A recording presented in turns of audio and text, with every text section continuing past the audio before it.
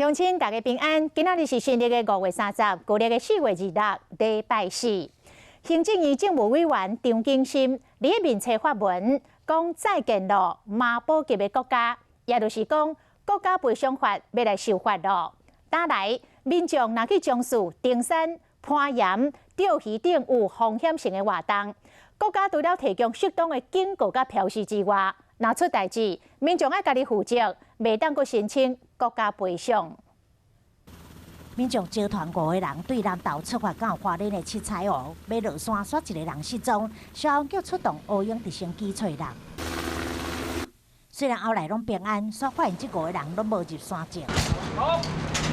热天的天气热，三峡的大坝溪经常传出毒水意外，是有名的危险水域。2013年15岁少年囡仔来耍水无命。水深突然会变得2-3米深，踩不到地。即马针对危险地点，国家赔偿法修法，行政院政务委员张景心伫面书发文讲，再建马保级国家，看部会通过。